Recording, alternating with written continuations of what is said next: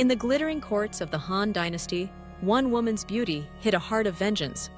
Empress Lu, once a loyal wife, would become history's most feared queen. And her revenge? So cruel, it turned her rival into something less than human. In the grand and turbulent annals of Chinese history, few figures inspire as much awe, fear, and fascination as Empress Lu. Known formally as Lü Zhi, her name echoes not just in the chronicles of the Han Dynasty, but in the collective memory of those who ponder the dark side of power. Lü Zhi, often referred to as Empress Dowager Lu, or simply Lu Hu, stands as a singular symbol of both female authority and ruthless ambition. Her reign, marked by chilling acts of retribution and an iron grip on the imperial court, continues to capture the imagination of historians and laypeople alike. To understand Lü Zhi and the shadow she cast over early Han China, we first need to grasp the tumultuous age in which she lived. The Han Dynasty, founded by her husband Liu Bang, known as Emperor Gaozu, emerged from the ashes of the short-lived Qin dynasty. The Qin, notorious for its harsh laws and monumental projects, fell amid rebellion and chaos, giving rise to a new power struggle.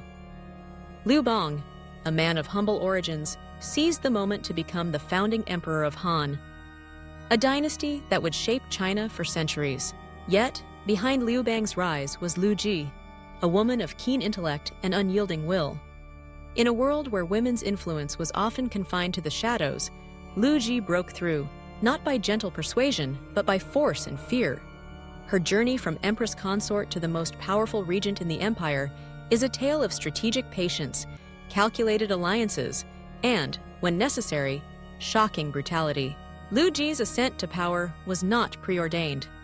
Born into a well-off family, she married Liu Bang when he was still an obscure local official. Their early years were marked by hardship and uncertainty, especially as Liu Bang became embroiled in the wars that toppled the Qin. Lü Zhi proved herself a capable partner, managing their household and even enduring captivity by rival warlords during her husband's campaigns. When Liu Bang finally emerged victorious, Lü Zhi was established as empress. As empress, she supported her husband's efforts to consolidate the new dynasty, but it was after his death in 195 BCE that her true character revealed itself. With Liu Bang gone, the Han court became a nest of intrigue. Factions vied for influence, and the question of succession loomed large. Lü Zhi's son, Liu Ying, ascended as Emperor Hui, but he was young and pliable, a perfect puppet for his mother. Lü Zhi, now Empress Dowager, swiftly took command as regent. Yet her authority was not unchallenged. The imperial palace swarmed with rival consorts, courtiers, and relatives, many of whom saw themselves as rightful heirs or power brokers. It was this volatile environment that unleashed the full force of Lü Zhi's ambition and cruelty. Determined to secure her family's hold on the throne, she embarked on a campaign of ruthless elimination against her perceived enemies. Among her most infamous acts was the persecution of Consort Qi, one of Liu Bang's favored concubines, and her son, Liu Ruyi. Consort Qi, renowned for her beauty and Liu Bang's affection, posed a direct threat to Lü Zhi. Not only did she enjoy the late emperor's favor, but her son was a potential rival to Lü Zhi's own offspring. The rivalry between empress and concubine, ordinary in a royal court, took on a horrifying dimension under Lü Zhi's rule. Historical records, corroborated and highlighted by recent research, provide chilling details. Lü Zhi ordered Consort Qi captured and subjected her to unspeakable torture. In a calculated display of dominance, Lü Zhi mutilated Consort Qi, cutting off her limbs, gouging out her eyes, deafening her, and forcing her to drink a potion that destroyed her vocal cords. The once beautiful consort, now reduced to a living corpse, was mockingly called the human swine. But Lü Zhi's vengeance did not stop with Consort Qi. The young prince, Liu Ruyi, was also in her sights. Despite Emperor Hui's attempts to shield his half-brother, Lü Zhi succeeded in having the boy poisoned. These acts were more than personal vendettas. They were calculated moves to eliminate rivals and instill terror in all who might oppose her. Recent scholarship has offered new perspectives on Lü Zhi's actions. While her cruelty is undeniable, some historians argue that her violence was a response to the uniquely dangerous environment of the early Han court. The newly established dynasty was fragile, and any challenge to the ruling line could plunge the empire back into chaos. Lü Zhi's draconian measures, as horrifying as they were, served the cold logic of survival, a lesson drawn from the blood-soaked transition from Qin to Han. Yet, Lü Zhi's reign was not powered by fear alone. She was an able administrator, maintaining stability and continuity in a time when the dynasty might have fractured. Her control over the apparatus of state allowed for the collection of taxes, the maintenance of order, and the continuation of Han policies. For all her notoriety, Lü Zhi's regency was, in some respects, a period of consolidation. Nevertheless, her methods left a deep scar on the monarchy. The spectacle of her vengeance became legend. Stories of bodies mutilated, rivals executed, and families destroyed circulated through the capital and beyond. Lü Zhi's approach, marked by public displays of violence, was intended to cow both her enemies and allies. The message was unmistakable. Opposition to the Empress Dowager would be met with the harshest retribution. Perhaps most disturbingly, Lü Zhi did not confine her ruthlessness to her personal enemies. She extended her control by appointing her own relatives to key positions, creating an informal Lü clan government. This nepotism further marginalized the Lü imperial family, sowing seeds of resentment that would later blossom into open revolt. The court became a theater of suspicion, where even a whisper of disloyalty could bring death. The legacy of Lü Zhi's terror is not merely a collection of gruesome anecdotes. It has become a focal point for discussions about the nature of power, the role of women in politics, and the ethical boundaries of leadership. Recent publications delve deeper into how Lü Zhi's actions shaped the trajectory of the Han Dynasty and influenced subsequent generations' attitudes toward female authority. In Chinese culture, Lü Zhi's story is both a cautionary tale and a subject of morbid curiosity. She is often depicted as the archetypal poisonous empress, a figure whose ambition turned to monstrosity. Yet, modern interpretations are beginning to probe the context in which she operated, suggesting that her actions, however extreme, were a response to the existential threats facing her family and the dynasty. In reflecting on Lü Zhi's legacy, it's important to recognize the lessons she offers about the perils of absolute power. Her reign demonstrates how authority, unchecked by law or conscience, can become a force for destruction. Lü Zhi's use of fear as a tool of governance was effective in the short term, but it ultimately undermined the legitimacy of her rule. The terror she inspired among the elite sowed instability, setting the stage for the eventual purge of the Lü clan after her death. After Lü Zhi's passing in 180 BCE, her enemies moved quickly.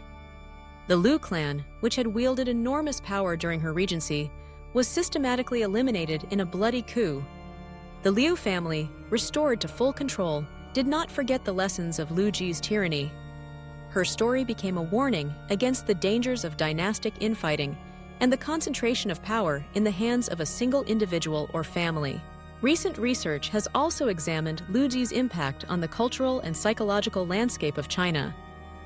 Her story resonates in literature, drama, and popular media, often serving as a symbol of the corrupting influence of power. The gruesome fate of Consort Qi and the calculated elimination of rivals are recounted not just for their shock value, but as enduring metaphors for the dark side of political ambition. Moreover, Lü Zhi's actions have prompted reflection on the status of women in ancient China. While her violence is not condoned, her ability to seize and wield power in a patriarchal society remains extraordinary. She operated in a world where women were often relegated to the margins, yet she placed herself at the very center of the political stage. This paradox, of a woman who broke barriers only to become a tyrant, continues to provoke debate among scholars and the public. Her reign is also studied for what it reveals about the mechanisms of fear in governance. Lü Zhi understood that terror could be a potent tool, capable of suppressing dissent and consolidating authority.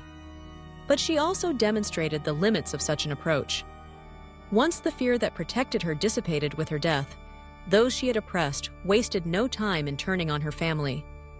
The cycle of retribution she unleashed ultimately consumed her own bloodline, offering a stark lesson about the fragility of power built on violence. Today, Lü Zhi's life story is being re-examined through the lens of modern scholarship and newly available historical sources. Researchers are piecing together a more nuanced portrait, one that acknowledges both her administrative acumen and her moral failings. Recent articles highlight how Lü Zhi's policies contributed to the early stability of the Han Dynasty, even as her personal vendettas left a legacy of suffering. Her methods, brutal as they were, exposed the vulnerabilities of the Han political system. The concentration of power in the hands of a regent, unchecked by institutional safeguards or meaningful opposition, created an environment where personal grievances could become matters of state. Lü Zhi's story thus serves as a case study in the dangers of autocracy and the importance of checks and balances in government. Yet, for all the horror and outrage her actions inspire, Lü Zhi remains a compelling figure. Her intelligence, courage, and determination enabled her to rise above the constraints of her era. In a time of uncertainty and upheaval, she asserted herself with unparalleled force. The cost, however, was immense, measured not just in the lives lost, but in the enduring scars left on the Han Dynasty and Chinese cultural memory. As new research continues to shed light on Lü Zhi's life, her story remains as relevant as ever. It forces us to confront uncomfortable questions about the nature of power, the role of women in leadership, and the ethical boundaries of political action. Lü Zhi's reign is a reminder that the pursuit of authority, when untethered from morality, can lead to tragedy on a grand scale. The story of Lü Zhi is not simply one of horror and violence. It is a complex narrative about a woman who refused to be sidelined, who took control of her destiny and the fate of an empire. Her legacy is written not just in blood, but in the very history of China, a history that continues to grapple with the meaning and limits of power.